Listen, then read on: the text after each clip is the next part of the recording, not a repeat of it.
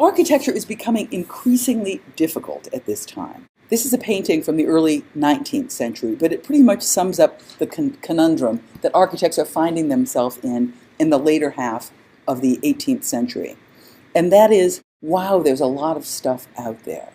And how do you choose? This painting is actually in the Toledo Museum of Art, called The Architect's Dream. And it represents the architect over here, sitting on top of a column capital.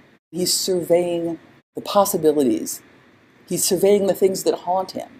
Is this a dream or is this a nightmare? And you can see how landscape and qualities of light become tightly associated with styles of architecture. Here in the dark, forested, irregular terrain of this hill, we see Gothic architecture, the towers of which seem to be quoted by the pointy pine trees that surround it. Over here, on the flat land, bathed in clear, illuminating light, we have classical architecture. And looming behind that, in a kind of giant, scary way, we have Egyptian architecture. So how do you choose? And this moment really becomes the conundrum that architects are in for the next 200 years, let's say, or the architects are still in now. There is no longer an automatic style that is expressive of the ambitions of the age. You could look at Rococo and say, yeah, it's Rococo, that's what people do now.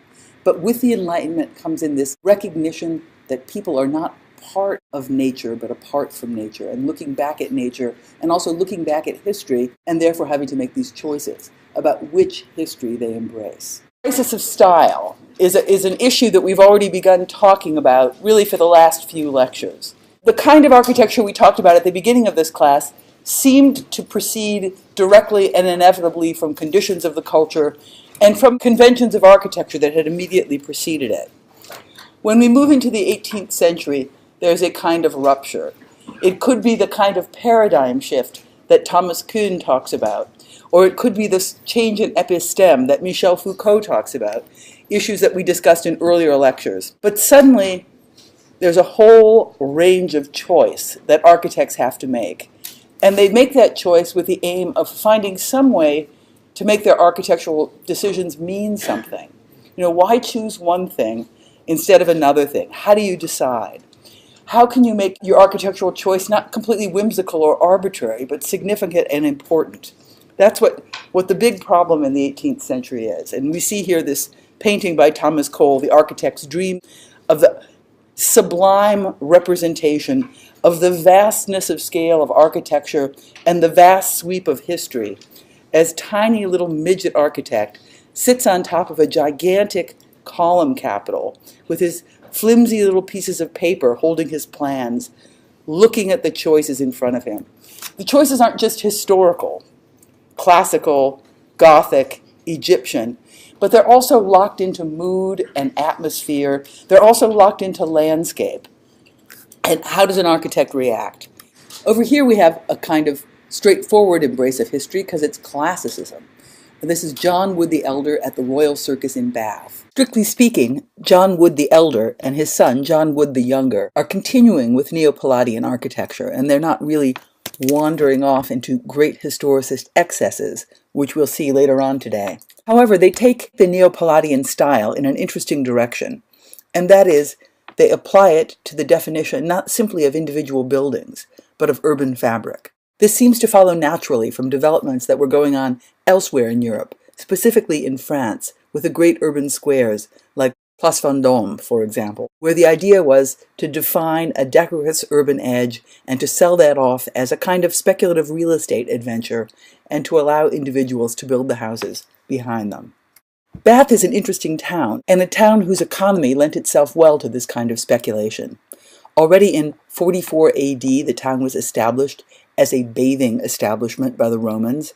It had natural hot springs, hence natural baths. This is the Roman bath in the city of Bath. And the history might even go farther back than that.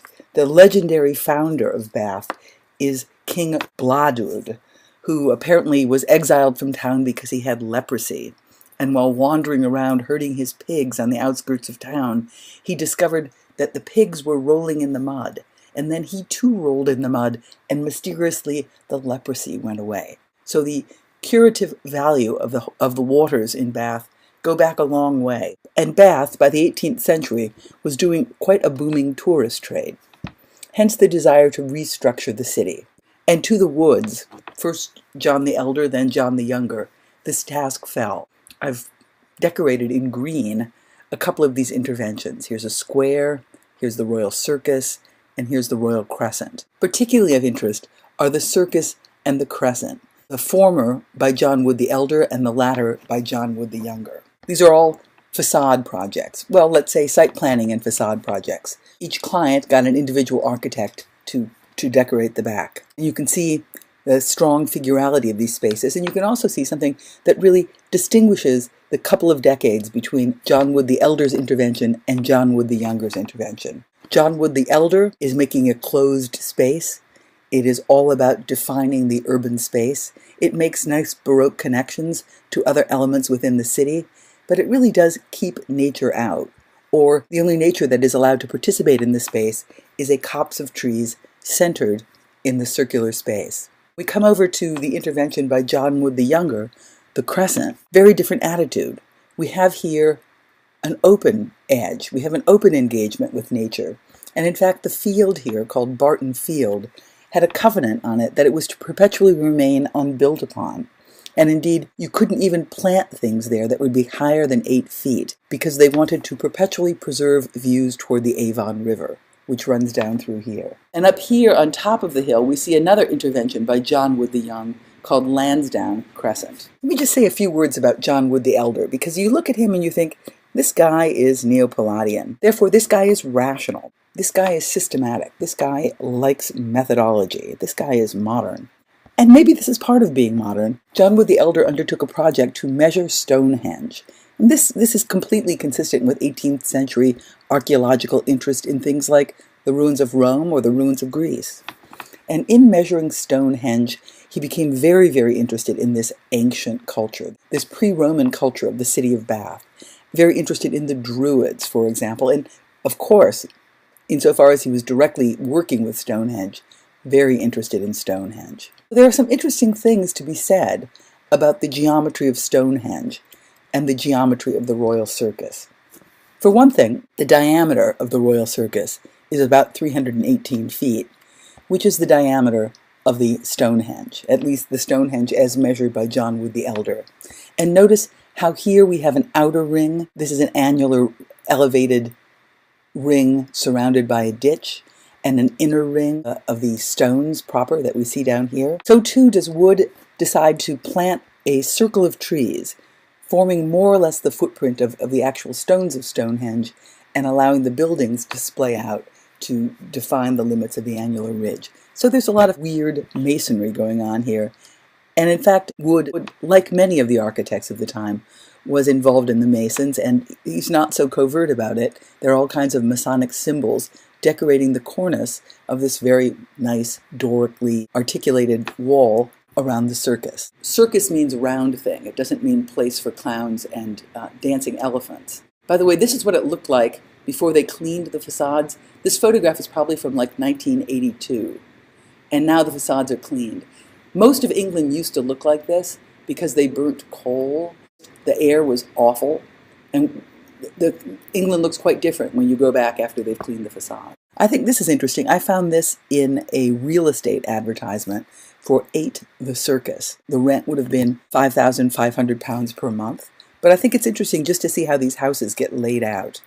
Of course, houses will vary in width based on how much facade was purchased by the owner. This guy seems to have about 3 windows worth of width, which seems like a good amount. It's enough space to give you an entryway in, and notice here there's a little sunken area around here to bring light into the basement so that goods could be delivered directly into the servant quarters without going through the property. So there's a little courtyard down that you walk over, and at the basement level you have little storage rooms. This is the little entry into the house, servant rooms down here.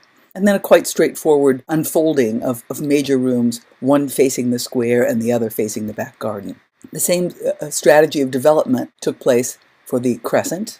Jane Austen, by the way, in Northanger Abbey, and also in some of her other books, talks about visiting Bath. It was the thing to do among well-heeled people in the late 18th century, early 19th century. Architecture is simply an edge, and the opposite edge of that is nature. It opens up to embrace this great meadow pulling forward in front of it. Architecture no longer pulls itself away and delimits itself from the natural condition, but it completes itself through this embrace of the natural condition. And that's even a stronger statement up here with Lansdowne Crescent, where the geometry of the form itself yields to the irregularities, the topography lines, and it becomes a kind of wiggle rather than a crescent. And it's a kind of amazing thing. It's temple-ish on the end.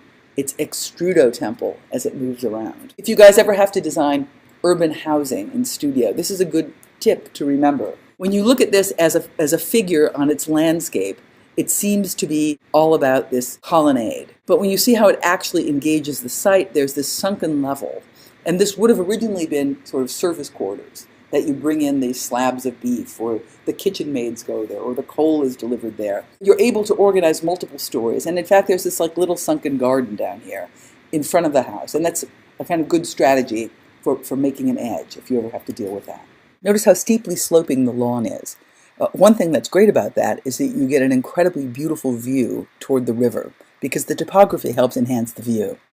There's also a ha-ha in place that further articulates the division of the space of Barton Field. These are the backs, kind of ragtag mixture of catch-as-catch-can, lots of different ideas going on here, and quite different from the fronts. In the original scheme, 30 houses, organized with 114 20-foot-tall ionic columns, all facing toward the river, and some of the properties, even at the outset, determined to be rental properties so that tourists coming to take the curative waters at Bath would have a place to stay. This is a cartoon by Thomas Rowlandson showing people running down to take the waters at Bath and having a little bit of difficulty because the slope is so steep. So all of these poor people who need to take the cure just can't quite negotiate the hill. The wheelchairs are running wild. Ha ha ha. Nothing like 18th century humor. You may have noticed that the buildings in the Circus and the Crescent are all built out of the same creamy limestone, which is called Bath stone. The use of the same material throughout the town gives incredible unity to the city. There are a lot of other things that are tightly knitting together the urban fabric, like the cornice heights are kept constant, or the articulation of buildings with a kind of a consistent classical language, at least throughout the major swath of space, from the square to the Circus to the Crescent.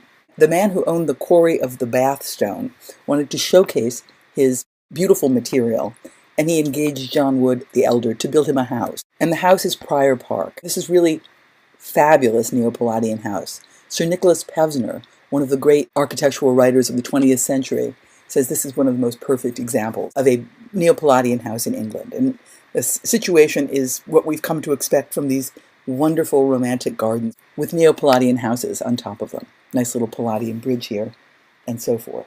We mentioned before that there was no longer simply one historical style that you could pull from, but there were many historical styles. And you picked your historical style really based on what feelings you wanted to promote. For example, if you wanted to make a church, chances were good that you would now pick a Gothic style, because Gothic was the style of religious architecture that grew up in England. English Gothic, English Christian Gothic architecture, whereas classical architecture has stronger associations with pagan antiquity, and therefore not such a good style for a religious institution. However, if you're making a government building and you want to represent the values of the government, you might make a classical building because you have these great moments of democracy flourishing in Greece or republicanism flourishing in Rome, and to connect, to associate, to conjure up feelings about those societies, you could pick styles. In domestic architecture, it's kind of catch as catch can.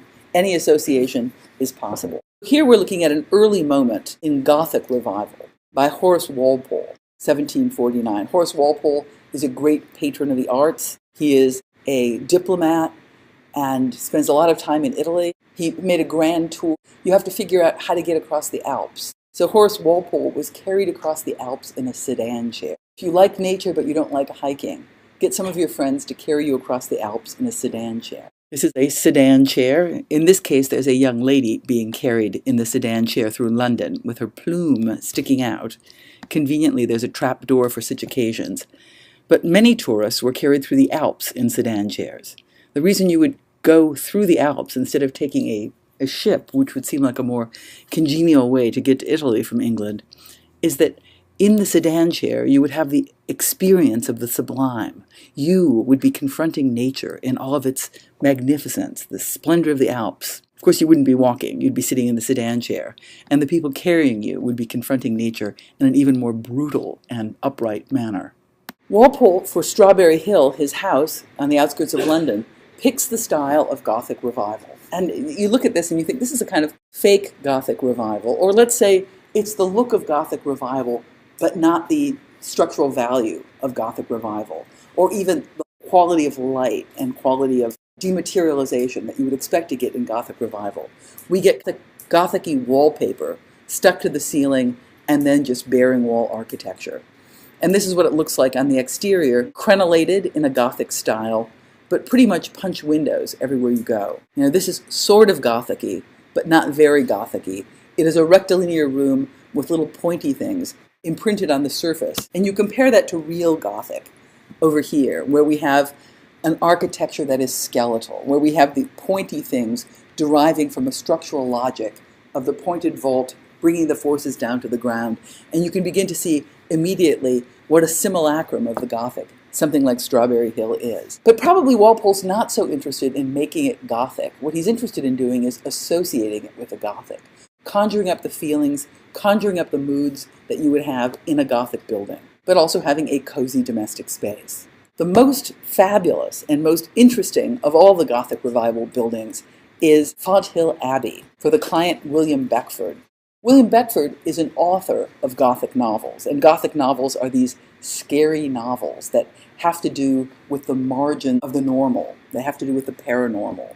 That have to do with Frankenstein or vampires or scary monsters. Beckford actually wrote Gothic novels, and one of them is called Vathek. The plot of Vathek has to do with this very wealthy, sensually self-indulgent caliph. So already setting it in some exotic part of the world plays well to the idea of the Gothic novel. And what he wants to do is build a house for himself. Or one part of the plot of Vathek is the building of the caliph's mansion. And it is to be a house that engages all the senses. The critique here is that there should be a room where visuality is celebrated, a room where tactility is celebrated, a room that has to do with pleasant smells, a room that has to do with pleasant tastes, a room that has to do with extraordinary surfaces to touch. So that's quite a client. And Beckford's loaded, tons of money. And this is what he builds. But we only have drawings of it because it fell down. And one reason it fell down is that it wasn't constructed well. Beckford wanted it immediately, and he had a lot of money, and he kept telling people, build it really fast, build it really fast. And the builder said, but the foundations need to settle. We need to do this at a certain pace. It can't go any faster. And he said, here's more money. Build it faster. So they built it really fast, and it fell down. And Beckford said, here's more money. Build it faster. And they built it really fast, and it fell down. Beckford eventually gave up. But look at this. I mean, I think this is a kind of amazing example of historical eclecticism. Because we've seen Gothic, we studied Gothic. Look, here's Gothic. This is what Gothic looks like. It doesn't quite look like this. Does anything here look familiar at all? Or could anybody begin to describe what the organization of Fonthill Abbey is? It's an amazing plan. And no answer is wrong. You could look for a form that you recognize, or you can look for a type that you recognize. In fact, I've given you these words. A type, of course, is something familiar like a villa, a basilica, a palazzo. A form is something like a cube, a 4-square grid, a 9-square grid, an oval, a circle. And a model is something that you copy, the thing that you emulate and you try to imitate as directly as possible. So can anybody see anything that's making the different pieces of Fonthill Abbey hang together? Ryan? Good. I'm just going to repeat what you said because I don't think people heard you. He's saying it kind of looks like a Gothic church plan, but the pieces are all over the place. And insofar that as it's fragmented and the pieces are all over the place, certain pieces of it remind you of different things. You kind of see things that look like a tower, which would be over here. You kind of see things that look like a church apse over here. Even in the spindly way that a volume attaches to a linear piece, it kind of looks like the Charlemagne's chapel at Aix-la-Chapelle. I can only remember the French name at the moment. Anybody else have a take on this? Max, your hand is up. It's got a crossing tower. It's got this big cruciform plan and a big tower on top of the cross. This is a weird plan, right? It's sort of like Gothic architecture laid out over Cartesian coordinates. Hyper-rational, Cartesian coordinates, what could be easier? X, Y, and Z. But it's crazy insofar as it breaks apart the kind of syntactical logic of any individual building. Anybody else see anything in here that they can kind of recognize? Because it's kind of a catalog, a kit of parts of things that you might have in the Gothic period. You might have, for example, a castle with these little turrets at the edge. You might have a little cloister with a little refectory at the edge. You might have a cathedral with an apse at the edge. You might have some hulking big processional stairway. So all the pieces that you expect to have in Gothic have been rearranged and recombined and repositioned to create a new whole, and to create a new whole that is familiar but also defamiliarized at the same time because the disjunctions are so radical. So here's what it looks like during that brief great moment before it fell down. And we see here the opening into this huge stairway that looks like a church, but in fact the whole thing is a giant stairway. And whoopsie-daisy, it fell down. But here you can see the thing that looks like the little castellated part over here. This is what the section would have looked like. It would have been the greatest thing in the world. So sad that it fell down. Another figure who was important at the time and also dealt with landscape is Humphrey Repton. And Repton really finds himself at a certain point needing a job and being good at sketching. So he decides to be a consultant for people who want to have these new modernized gardens, these new informal gardens. While Walpole's Strawberry Hill and Wyatt and Beckford's Fonthill Abbey pick Gothic as the one style to use, any style was possible. We saw that in the eclectic assortment of garden pavilions already in the earlier part of the 18th century in gardens like Stourhead and Stowe. Some of his writings provide an insight into what kinds of criteria motivated the decisions about what style to use. This, by the way, is Humphrey Repton, and this is his business card. He shows himself out in the field, surveying. He has a lot of workers here with shovels and wheelbarrows, and they're doing what Humphrey Repton did, which is move heaven and earth to make the view more agreeable. And by heaven and earth, I mean move trees, transplant fully grown trees, make a lake, bring in a village, add elements to the landscape to take away its barrenness and to increase the picturesque qualities. This image, I think, is telling. It shows us a distant tower. And one thing that Repton did, because Repton's projects were often of a smaller scale than the kinds of extremely grand projects that other landscape architects like Bridgman and Kent dealt with. Because Repton's projects were a smaller scale, he often had to borrow vistas. So he would cut swaths of space through to collect views together. But Repton's real genius had to do with how he promoted his projects.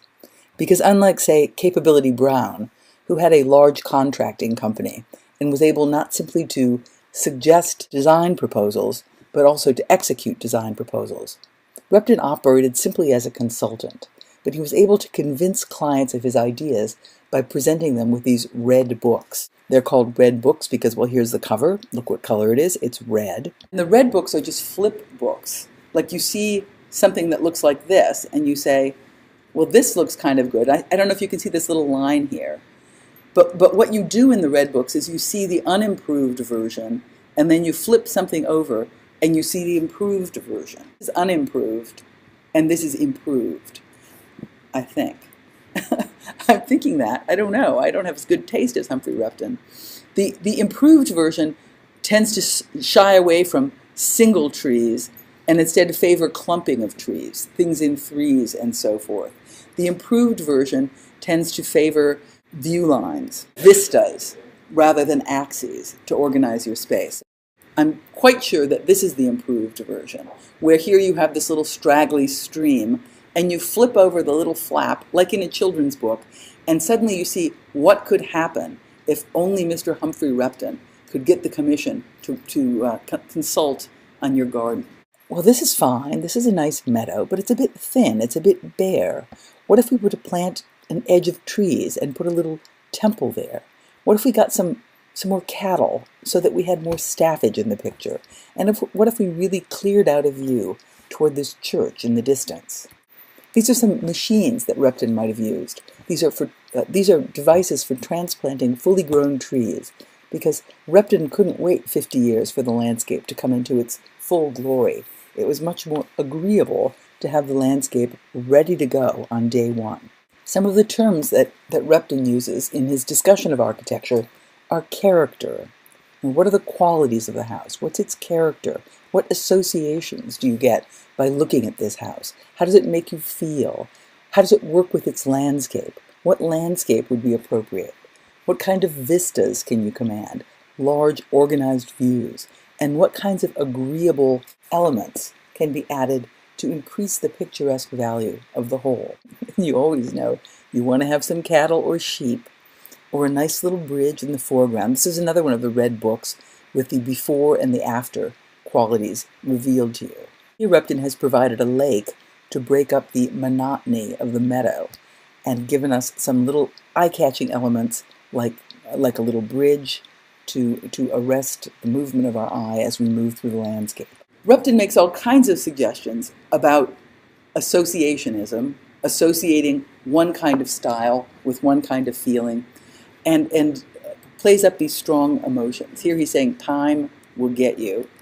But here he's also saying all these houses in some way are variations on the same theme. Here in the background on the far side of this picturesque lake, we see a series of different architectural styles.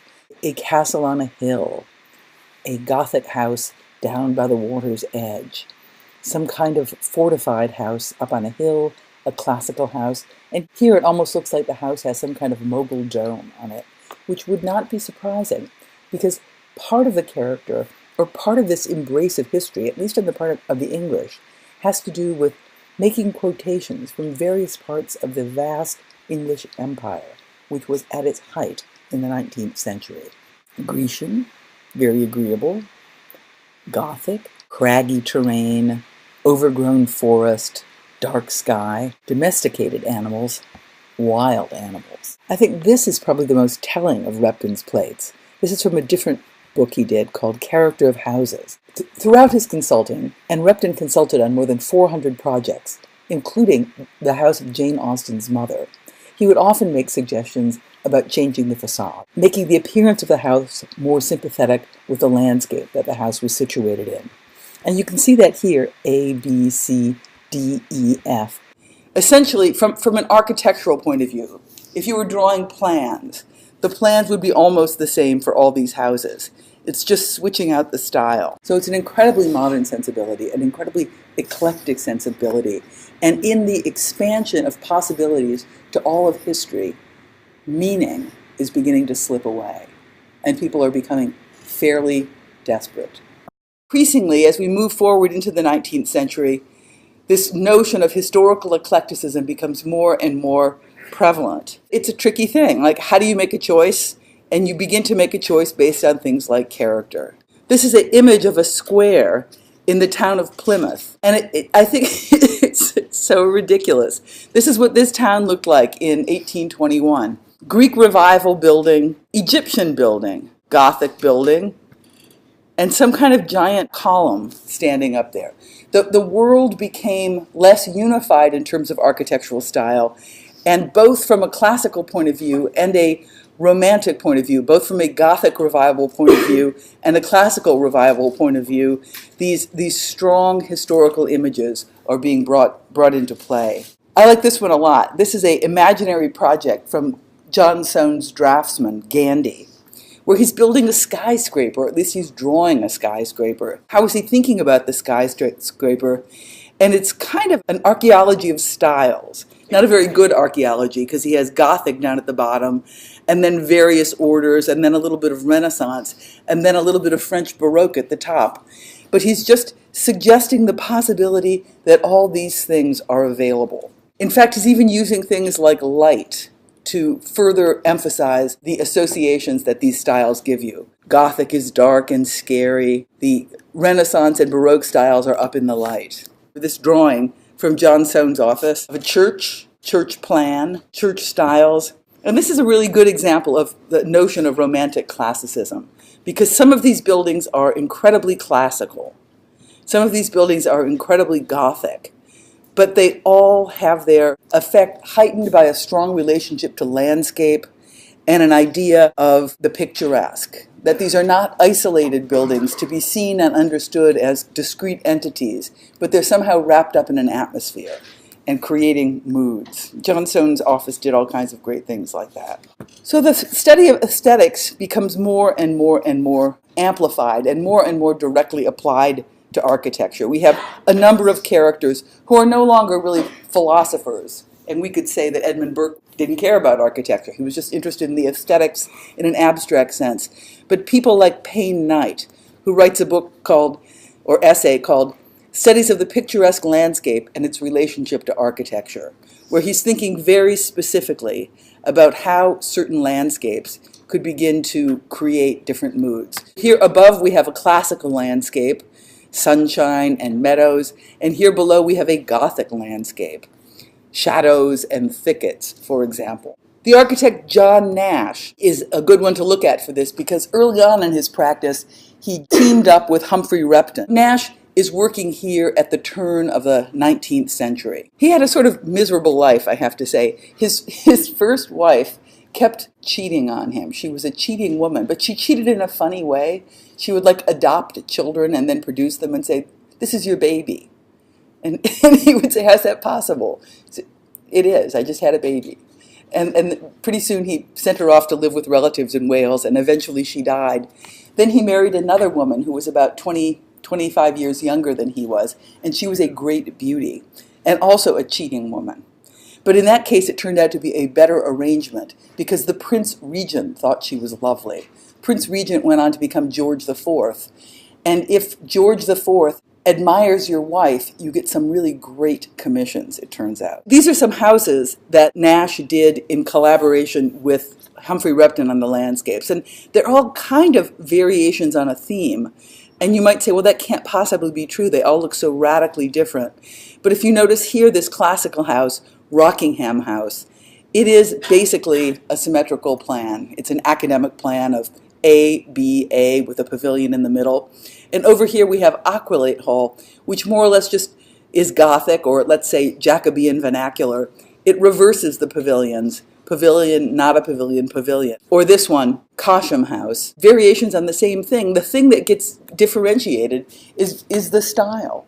Which one do you want? You want it classical? You want it Gothic? I can do it. I think all of that's really interesting, but I also think this image is really interesting. And this is an interior of Cosham House.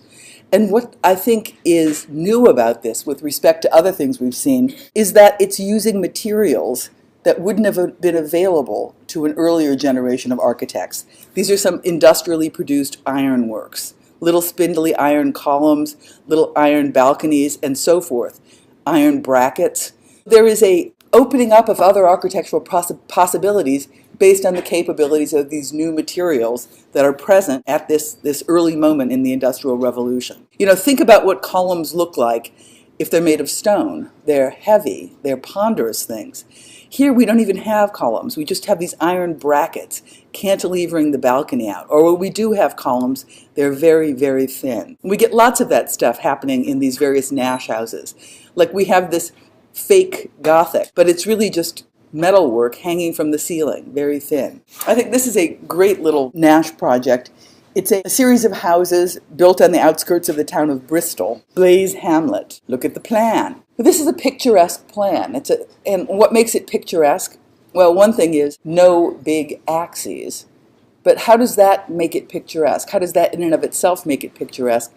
And one answer is that as you walk along this meandering path, your view is constantly changing. You're not lined up on one thing, and you proceed through that path, seeing the same thing ever closer. But rather, each time you meander, there's maybe a little folly out here that catches your eye, or maybe a slot of space through to a thicket over here. So your view constantly changes. It's deliberately irregular. It's deliberately interested in giving you different ways to see these houses with respect to the landscape.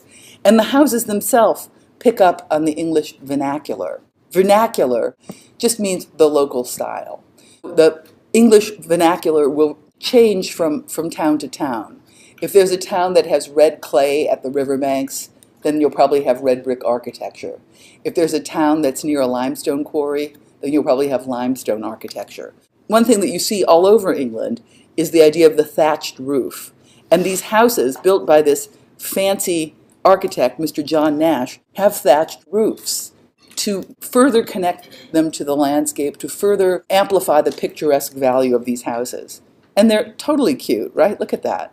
It doesn't look like an architect designed that. It looks like some hobbit lives there. This is Mr. Nash's second lovely wife, Mary, the one who didn't keep bringing strange babies into the house, but the one who may have had a dalliance with the Prince Regent. She is a lovely lady. And this is what you get when you get a good-looking wife like that who has simply no faithfulness in her bones. You get a project to restructure the center of London. Big project. This is Regent Street, Oxford Street, Piccadilly Circus, Regent's Park. Everything in black is a project just pretty amazing. Some of the projects are simply shaping the storefronts, giving this city a kind of unified clarity rather than letting it look ramshackle with buildings of different kinds. You face the streets so that you get this notion of an edge, even cornice heights, even material, with variation within the system. Picking up on Wood's idea at Bath that we looked at before, the Royal Crescent and the Royal Circus, where the project of the architect is not the design of individual buildings, but these great edges through the city. This is the path of Regent Street. And Regent Street is picturesque. It meanders. It has the same ability to constantly change your view and transform your view and reposition you in the space that meandering path at Blaise Hamlet had. Now granted, this is old fabric that's getting reconfigured, but if your patron is the Prince Regent, George IV, you can pretty much cut a street anywhere you want, I would say. And he chose to make this deliberately ambling. And there are certain moments, like right over here, where the street terminates or bends. It's where the street bends, and there's a little church here, All Souls Regent Street or All Souls Langham Place. So this rounded church becomes a kind of pivot, an eye catcher, if you want to use the terms that the landscape architects used. Walk down here, you see the little tower, redirect, and you see this green swath of space opening up into Regent's Park. And notice what his intervention in Regent's Park was. It's kind of spectacular. It is to design the edges. There are two kinds of things that go into Regent's Park. Most of them are these things called terraced housing. And terraced housing basically just means row housing. It means housing with party walls that make a continuous edge. And there are a number of these terraces that really give this grand wrapper to Regent's Park. Then there are a series of villas that are scattered around in Regent's Park that act as little follies, things that collect the view together in a particularly strong way. And this is the plan of Regent's Park, where you can see all these terraces coming in through here. Other things in Regent's Park, like the zoo. And you're probably familiar with Regent's Park from works of literature that you have come into contact with, like 101 Dalmatians. This is the park where they walk Pongo and Perdita, and the dogs tangle up their leashes. Don't look at me like you don't know what I'm saying. You know exactly what I'm talking about. And so here it is. So it's a kind of grand thing. And it's the same kind of grand ambition we've seen other monarchs have. We've seen Sixtus V think, Rome needs a facelift. Let's operate on the city as if it were our project and not individual buildings. Or Louis XIV or even Henry IV. Paris needs a facelift. Let's operate on the city. And so these interventions by Nash in the center of London work in the same way, with a significant difference. While the projects in Rome and Paris were very interested in imposing order through the axis, Nash's work on London seems more aimed at softening the edges and making it picturesque. The structure of Regent's Park isn't so much an imperial manifestation of the power of the state as it is a gift to the citizens of London, a romantic park not for the exclusive use of the aristocracy, but now for everyone in the city to enjoy. These are just some of the terraces. Fabulous classical revival buildings, white edges with beautiful porticoed entryways, consistent cornice heights throughout, but variable style, which I think is a really brilliant idea. Having consistent cornice heights throughout these different projects give them unity, but it doesn't make it deadeningly same. You get variety, but you also get a sense of the things belonging together. Here's a little contemporary cartoon done of John Nash to indicate what a silly man he is. This is the little All Souls Church on Regent Street where the axis bends, and look at that. So funny. This is Chester Terrace, like very picturesque. These views open up and frame views beyond, more of Cumberland Terrace, Park Crescent, and so forth. I think probably one of the most interesting projects, at least I think one of the most interesting projects that Nash did, was not part of the restructuring of London, but another project for George IV, the Royal Pavilion in Brighton. If you look at the dates here, early 19th century, this is really when England as an empire was great. The sun never sets on the British Empire. The Royal Pavilion in this town of Brighton tries to somehow reference the different parts of the empire in its style. Brighton, by the way, is a seaside town, so this is a kind of holiday house for the king. You can kind of get a clue about what's going on by looking at this image. This is the cover of a book, interestingly called Royal Pavilion. There's a kind of Indian-ish quality, sort of Taj Mahal-ish, with little minarets and little onion domes and all kinds of eclectic recombination of pieces that would never happen in India, for example, or never happen in an Islamic country, but just reimagined.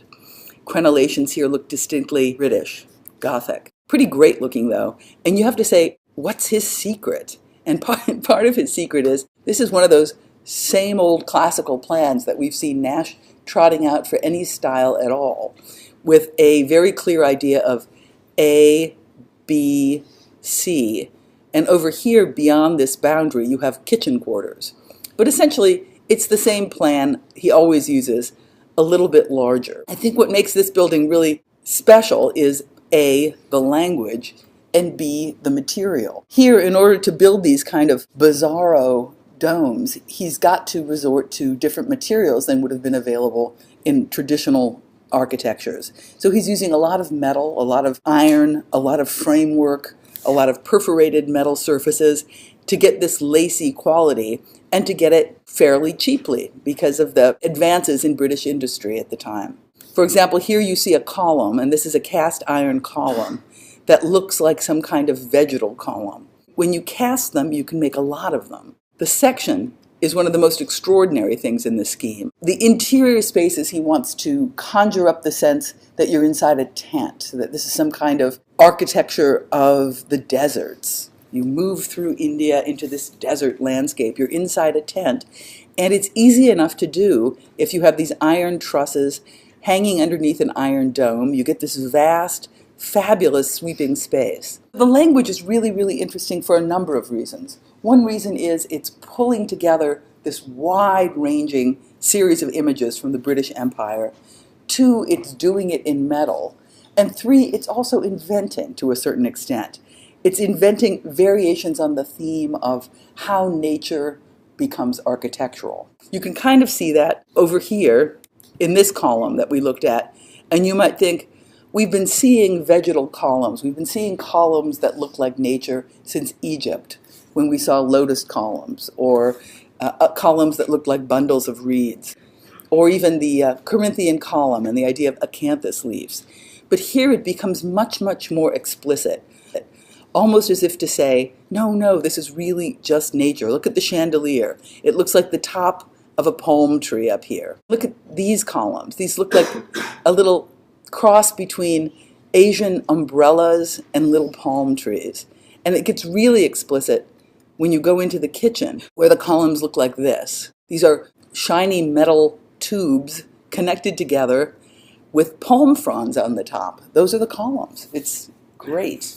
In fact, the whole kitchen is pretty great. The method of bringing, say, half a slab of cow into the kitchen is to open up these big windows here and to lower the slab of cow down into the kitchen, because it's just too cumbersome to walk through an entire palace carrying half a dead cow. And you sometimes need that for the feasts. So Nash is a really good example of an architect who is pushing the envelope in the 19th century, both in terms of trotting out every historical eclectic reference he can, and also in transforming it through an engagement with new materials that perforce lead to new spatial possibilities. Architecture is becoming increasingly difficult at this time. This is a painting from the early 19th century, but it pretty much sums up the conundrum that architects are finding themselves in the later half of the 18th century.